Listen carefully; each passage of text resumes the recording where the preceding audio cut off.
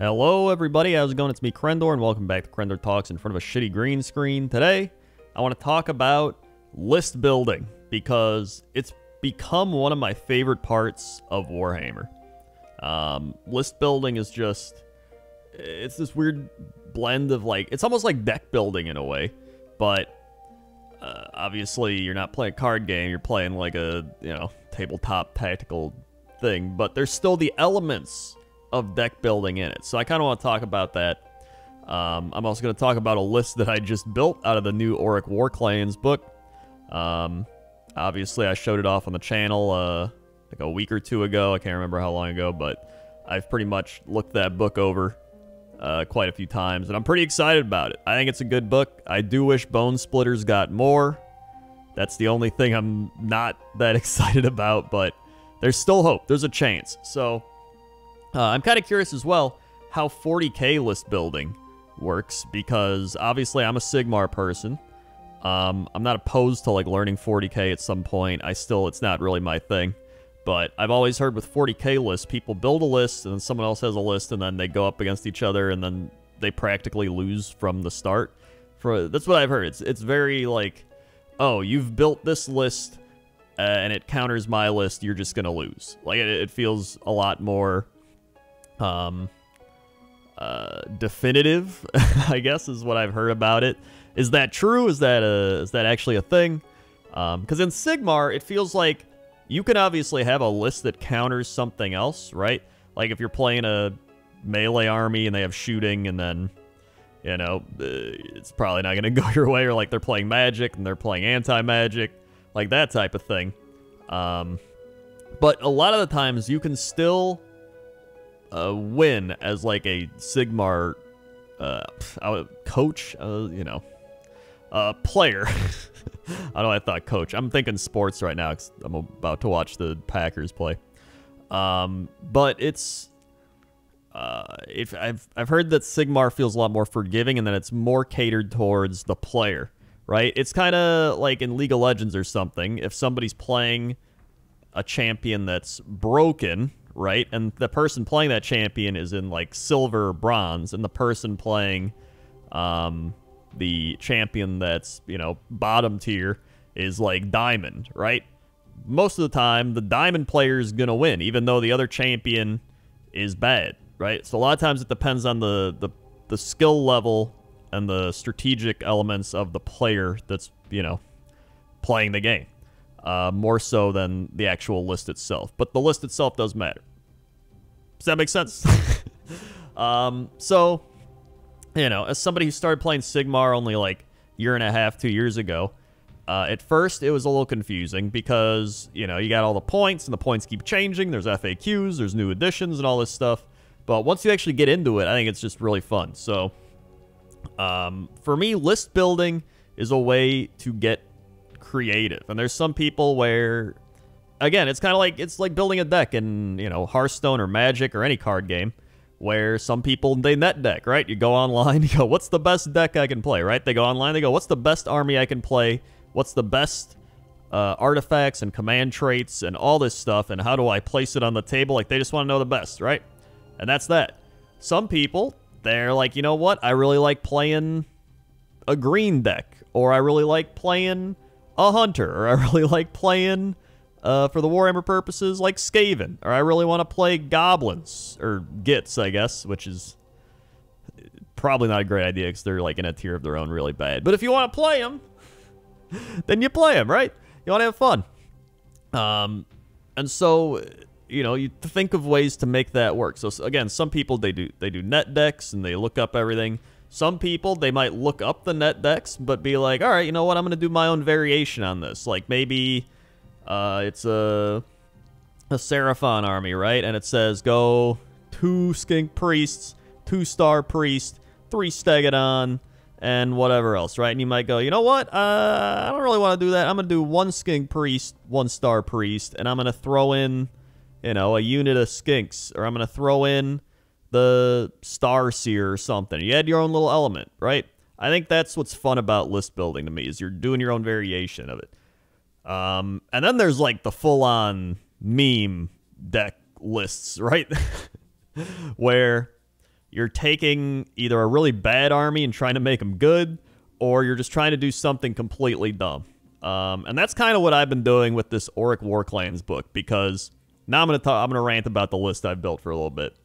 And feel free to down below be like, share the list that you've created or what you enjoy most about list building, because I've had so much fun building this Bonesplitter list. So the Bonesplitters, they got nerfed. They're already bad and they're in a worse place, but there's still hope. And I've tried to figure out what I could do to make it work. So for the Bonesplitters, a lot of their melee infantry and stuff are not great. They're slow. They don't have a lot of good rend.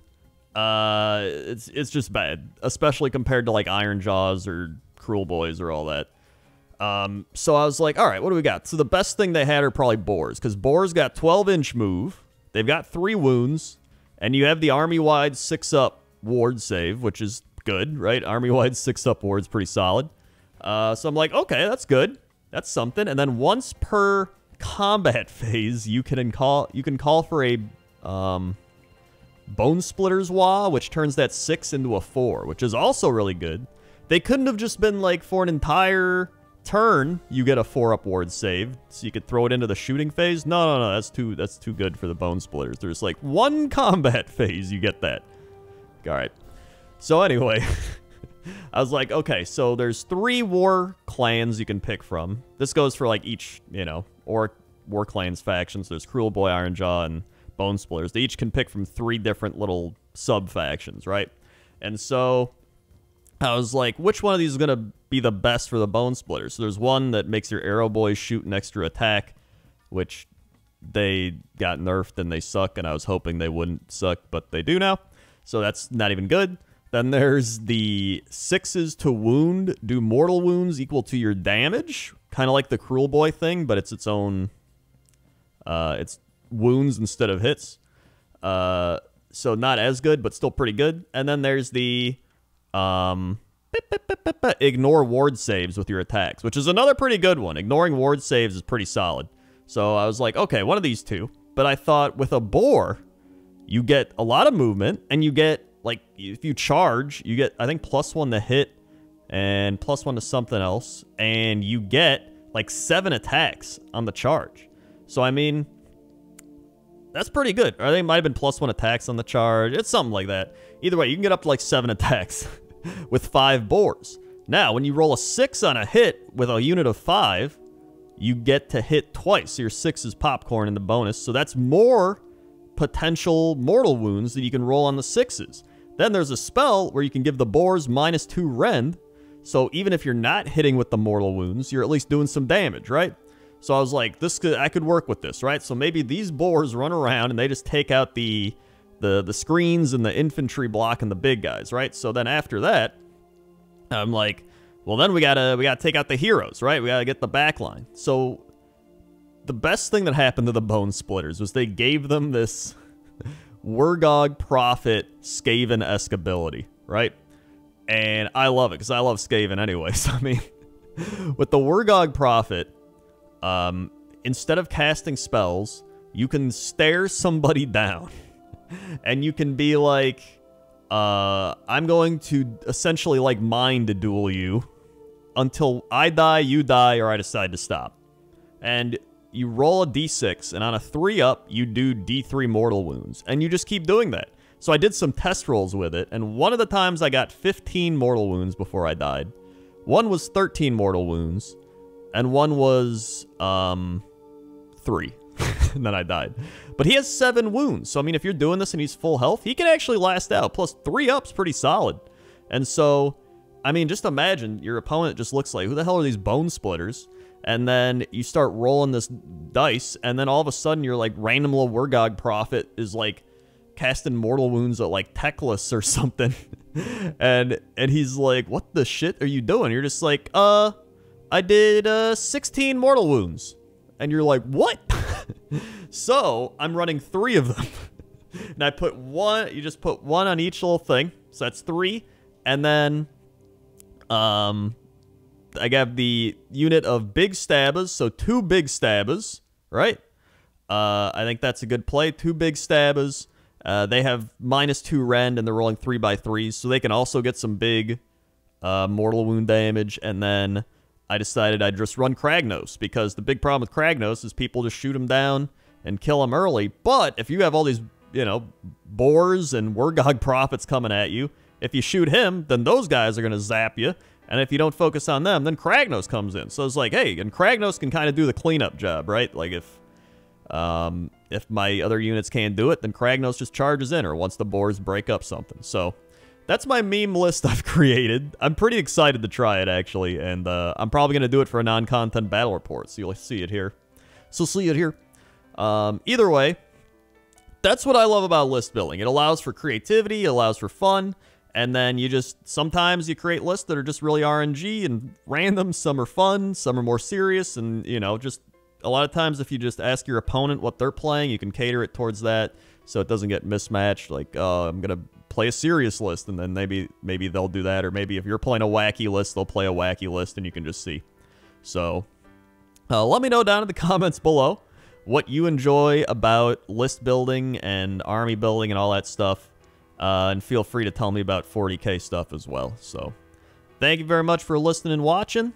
Like, comment, subscribe, all that good stuff. I added a join button for no reason, just because YouTube was like, turn on your join button. And I was like, okay, I don't have anything to offer. So I just made it a fun Krendor's plastic addiction button. I would not do it, honestly. I have too much already. So thank you very much. And I'll see you next time. Okay? Okay. See you.